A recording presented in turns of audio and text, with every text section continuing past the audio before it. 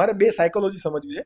એક તો આપણા વૈદ્ય હતા કે જે હાડકા સાંધી દેતા, આપણે પેલો પાટિયા બાંધી દે, રાઈટ. અત્યારે જ્યારે કોઈ પણ ક્રેક આવે છે, માઇનર ક્રેક આવે છે, હેડલાઇન ક્રેક આવે છે, કે કોઈ પણ અત્યારે જોઈન્ટ ડિસજોઈન્ટ થાય છે, તો મોસ્ટલી અત્યારે ડૉક્ટર ફ્રેક્ચર અને પછી સળિયો બેસાડો, આ બે ટ્રીટમેન્ટ વધારે અત્યારે ચાલતી હોય, બરાબર. અને હજી પણ એમાં એવો કે માઇન્ડસેટ છે કે ભાઈ જૂની રીતે ખાલી હાડકા બાંધી દેતા. હાડકાનું તો કામ જ છે કે ભાઈ એ તો જીનેસિસ પ્રોસેસ થશે અને ડાયરેક્ટ બની જશે. વોટ્સ યોર થોટ કે ભાઈ શું અત્યારે શું કરવું પડે?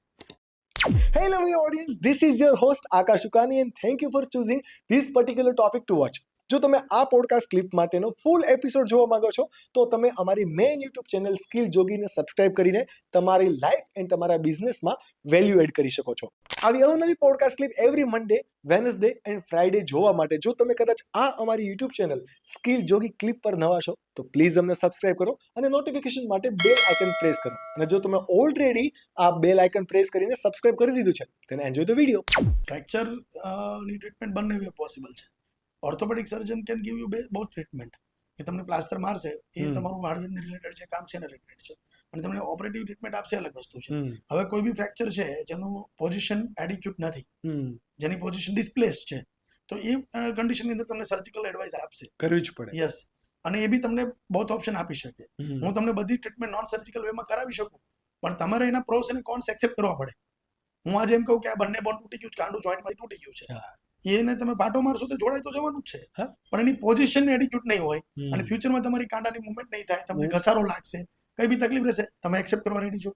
નહીં. અમારે 100% રિઝલ્ટ જોઈએ છે તો પછી 100% રિઝલ્ટ તમને હું સર્જરીથી જ આપી શકું. એ પોસિબલ વે છે. અને 100% રિઝલ્ટ મળે છે? Yes, definitely. ઓર્થોપેડિક ટ્રીટમેન્ટની અંદર અમુક ફ્રેક્ચર એવા હોય છે કે ચલો બહુ જ ટુકડા થઈ ગયા છે, બહુ ખરાબ ફ્રેક્ચર છે, તો અમે 70-80% રિઝલ્ટ આપીએ છીએ. જ્યારે સિમ્પલ 2 પાર્ટ 3 પાર્ટ ફ્રેક્ચરની અંદર 100% ઓર્થોપેડિક ટ્રીટમેન્ટમાં રિઝલ્ટ મળી શકે આરામથી. ડેફિનેટલી. બટ ઇન જનરલી ઘણી વખત કેવું કે કોઈ પણ એક્સિડન્ટ થયું હોય કે કોઈ પણ આવી રીતે દુખાવો થયો હોય, જ્યારે પેશન્ટ આવે, જ્યારે સર્જરીની વાત આવે ત્યારે ઇન જનરલી હોસ્પિટલના ડેસ્ક ઉપર એવું કહેતા હોય કે ભાઈ મારી પાસે કાર્ડ છે, બરાબર, અથવા તો તમારે ત્યાં કાર્ડ એક્સેપ્ટ કરો છો, તમે આયુષ્યમાન કાર્ડનું આ કરો છો, ઇન્સ્યોરન્સ કવર છે કે નહીં. અને જો આપણે કદાચ કોઈ પણ કેસીસની અંદર એક્સક્લુડ થતા હોય તો આપણે એમ કે છે તો મારે નથી કરાવવું, બરાબર, તો મને દેશી રેમેડીઝ આપી દો અથવા તો મેડિસિન આપી દો તો ચલાવું. What's your thought on it? જો બેઝિકલી કેવું છે કે મારે ત્યાં ટ્રીટમેન્ટ માટે કોઈ એવો બેઝિકલી ઇકોનોમિક બાર નથી. મેં 8 વર્ષની પ્રેક્ટિસની અંદર એક જૂના અનુભવ એ પ્રમાણે એવું છે કે જ્યારે હું કદાચ 4 કે 5 વર્ષનો હોઈશ ત્યારે મારે કંઈ પગમાં ફ્રેક્ચર થયેલું છે અને આપણે ત્યાં ડૉક્ટર, મને નામ યાદ નથી પણ બહુ સિનિયર ઓર્થોપેડિક હતા જે એક્સપાયર થઈ ગયા છે, ડૉક્ટર અશોક કે કરીને હતા. ઓકે. આપણે ત્યાં સુરતની અંદર સાઉથ ગુજરાતની અંદર એક જ ડૉક્ટર હતા ઓર્થોપેડિક. એને ત્યાં મને ટ્રીટમેન્ટ માટે લઈ ગયા હતા મારા મમ્મી ને પપ્પા. અને મારા મમ્મી મને આ ઇન્સિડન્ટ કે તમને તો યાદ બી નથી, અને મારો પગ સાયકલમાં કંઈ આવી ગયો હતો ને કંઈક સોજી ગયો હતો, તો ત્યારે એ ટ્રીટમેન્ટ માટે લઈ ગયા હતા. એ જમાનામાં ત્યારે તેના નર્સિંગ સ્ટાફે એવું કીધું હતું કે ડૉક્ટર આવશે, તમે 500 રૂપિયા આપશો તો ડૉક્ટર ઘરેથી આવશે. અને ત્યારે 500 રૂપિયા એટલે 5000 બરાબર થતા હશે એ સમયમાં, બરાબર.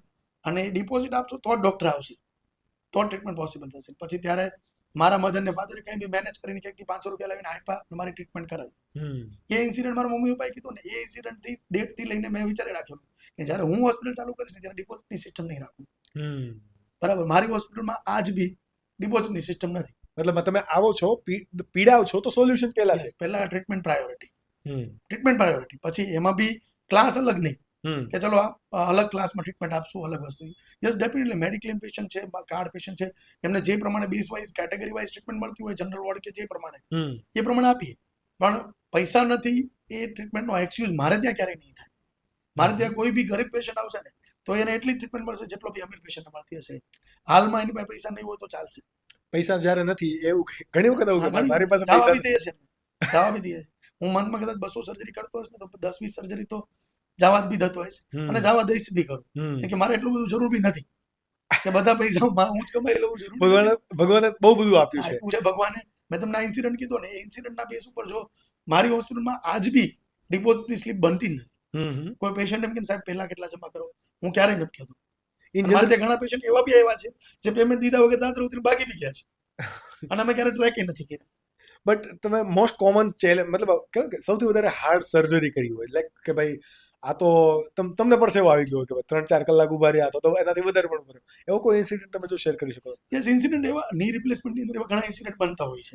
પેશન્ટ જ્યારે 30 વર્ષથી પગ વાળેલો ના હોય, હું ગઈકાલે જ એક સર્જરી કરતો હતો. મારે બરોડીનું ક્રિકેટનું ઓપ્શન હતું, હા હા 7 વાગ્યાનો ટાઈમ હતો, મેં 6 વાગે કેસ લીધો. મને એમ કે ઇઝી છે, બટ એટલીસ્ટ અરાઉન્ડ 9 વાગી ગયા મારે ઓહ એ સર્જરી બતાવતા. કે 30 વર્ષના પગ સીધો ને સીધો હતો અને મારે પહેલા તો વાળવાનો હતો, પછી જોઈન્ટ ખોલીને અંદર જોઈન્ટ ફિટ કરવાનો હતો. It is difficult.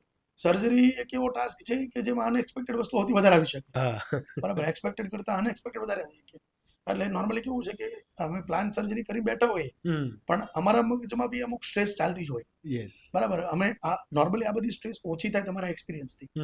તમે જેમ જેમ અનુભવો કે તમને એમ થઈ જાય કે નહીં બુકમાં આ રીતે હતું ને તમે આ રીતે કરો છો કેમ. બુક અલ્ટિમેટલી રિઝલ્ટ નથી આપતી. મારો એક ક્વેશ્ચન હતો જ હમણાં. બુક રિઝલ્ટ નથી આપતી. તમારા અનુભવ, મેં મારી પ્રેક્ટિસ સિવિલથી કરેલી છે અને સિવિલની અંદર મેં બહુ અનુભવ લીધેલો છે. બરાબર, એટલે અને ત્યાં બી મેં ગરીબ પેશન્ટ જોયા છે. અને ત્યાં તો લાઈન હોય ગરીબ પેશન્ટ. એટલે મને ગરીબ પેશન્ટની ટ્રીટમેન્ટ કરવામાં ક્યારે સંકોચ થયો જ નથી.